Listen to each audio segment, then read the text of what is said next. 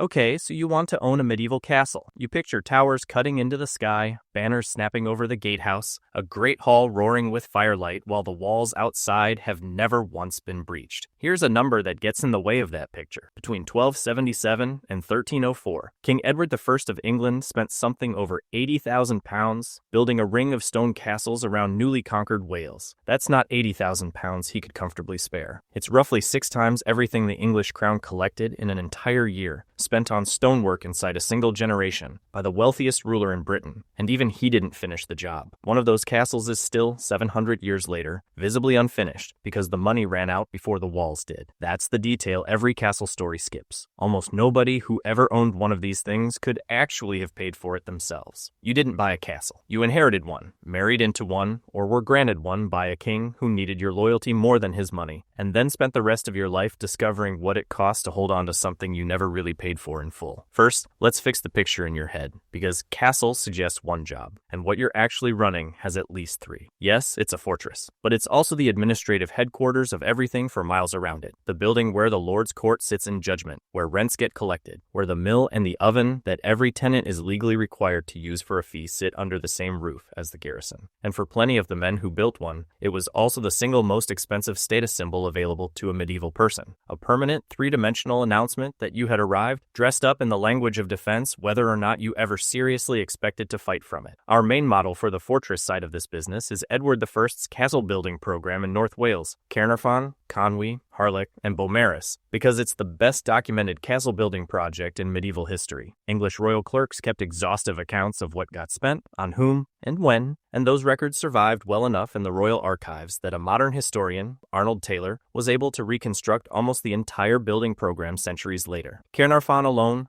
Edward's flagship, cost somewhere between £20,000 and £25,000 and took the better part of 50 years to reach the state you can visit today. A state which, if you look closely at the joints in its inner walls, was never actually finished. So, before you've garrisoned a single soldier or collected a single fee, you're already looking at the most expensive line item any medieval person could put their name to. What does it actually take to raise one of these things out of the ground? Start with who's actually swinging the tools, because a castle this size wasn't built by a handful of stonemasons working quietly for a decade. At Caernarfon's peak in February 1296, the master mason in charge, James of St. George, brought over specifically from Savoy because he'd already built castles like this, was requesting £250 a week just to keep the site running. That single week's wage bill covered roughly 400 masons, 200 quarrymen, 30 blacksmiths, and another 3,000 laborers, carters, and general hands. Call it 3,500 people on the payroll at once for one building. Almost none of them were local. Masons and carpenters were pulled in from across England, ironworkers came specifically from Kent, quarrymen from Yorkshire, and laborers were recruited from as far away as London. A nationwide labor draft essentially aimed at one construction site on the edge of a kingdom Edward had only just finished conquering. Stone, timber, and iron moved in largely by sea, shipped from Liverpool and around the coast of Anglesey, because there was no road network yet capable of hauling that much material overland. A skilled craftsman on site earned around 3 pence a day. Run the arithmetic on that weekly wage bill across a 6-day working week, and it lines up closely. An operation paying out something in the neighborhood of 3 pence a head per day to thousands of people simultaneously for years on end. Put the total in the same terms you've used for everything else in this format. £20,000 to £25,000 at 3 pence a day comes out to somewhere around 6,000 or 7,000 years of an ordinary skilled worker's labor, poured into one building, on one headland, in a country the crown had held for less than a decade. And Caernarfon wasn't even the most expensive castle in the program. That title belongs to Beaumaris on Anglesey, begun in 1295 after a Welsh uprising made clear the crown needed a secure landing point on the island. James of St. George's own site letters record spending an almost unbelievable £6,000 in a single 6-month stretch there. At its peak, Beaumaris employed 400 masons and 2,000 laborers, fewer total bodies than Caernarfon, but burning through cash even faster, because it went up on a flat, cleared site with none of the natural defenses that let the other castles economize on wall thickness and tower count. We'll come back to how that particular story ends. Add it all together. The labor, the imported stone and iron and timber, the sea freight, and a separate town wall project around Caernarfon that cost another £3,500 on its own. And you understand why a program covering only a handful of major castles ran past £80,000 before it was finished. And that's just the price of getting the walls up. It isn't the price of keeping them standing or keeping anyone inside inside them alive and paid, which turns out to be its own permanent bill that never actually goes away. All that construction spending buys you a shell. Empty stone doesn't defend anything by itself. It needs people living inside it every single day, whether or not anyone is currently trying to take the place. That's your next permanent bill, and unlike the construction cost, it never has a finish date. Day to day, the castle wasn't run by its owner at all. Medieval lords, especially the king himself, were almost constantly on the move between properties, so the actual job of keeping the place standing fell to a constable, an appointed manager who lived on site, oversaw the garrison, and answered for everything that happened in the lord's absence. Beneath him sat two separate workforces that rarely get counted together. There was the military side, knights, men-at-arms, crossbowmen, watchmen on the walls, and there was the household side, invisible in most castle stories, grooms, porters, cooks, and scullions, keeping the place fed, clean, and functioning regardless of whether a siege was underway. How many soldiers that actually meant varied enormously, and mostly tracked how nervous the crown currently felt. At Conwy, built in the same program as Caernarfon, and a useful comparison since the records survive just as well, a royal charter from 1284 set the garrison at 30 soldiers, including 15 crossbowmen, under a constable who also happened to hold the job of the town's mayor. English Heritage's own reconstruction of ordinary castle life suggests that in genuinely quiet peacetime, a small castle might keep barely a dozen men on the payroll, just enough to work the gate, watch the walls, and chase off casual thieves. The moment a real threat appeared, that number could jump by a factor of 10 or more inside weeks. One well-documented case from Gloucester Castle shows a garrison rising from a bare 6 crossbowmen in calm years to several knights, 21 mounted soldiers, 14 crossbowmen, and 60-foot soldiers. Once trouble looked genuinely likely, you weren't paying for a fixed army. You were paying for the option to suddenly have one, and that option itself cost money every single day. War or no war. Where did the men actually come from? This is where castle holding connects back to the whole structure of feudal obligation. Certain knights held their land specifically in exchange for a set number of days, guarding a particular castle each year, what's called castle guard duty. The catch was geography. A knight's own land might sit nowhere near the castle he was obligated to defend. Knights based in Northamptonshire, in the middle of England, were on the hook to garrison Dover Castle, all the way down on the south coast, marching a man and his equipment across the country every year to stand watch somewhere he had no personal stake in was expensive and impractical for everyone involved, so the obligation was very often commuted, converted into a straightforward cash payment instead, sometimes called castle guard rent. The lord took the money and hired someone local. Multiply that same logic across every kind of military service a knight owed, not just castle guard specifically, and you get scutage, literally shield money, cash paid in place of showing up in person. It's the same underlying logic you saw drive an entirely different business earlier in this format. Pay instead of showing up yourself and let someone else's sword do the actual work. So, the garrison bill, like the construction bill, was really a bill for flexibility. The ability to have 12 men or 120, depending on the week, paid for either in bodies or in cash, with someone else's feudal obligation quietly underwriting whichever one you chose, none of which has yet touched the actual point of holding a castle in the first place. What a lord who owned one actually got back for all of this, beyond the ability to survive an attack that, in most years, never came.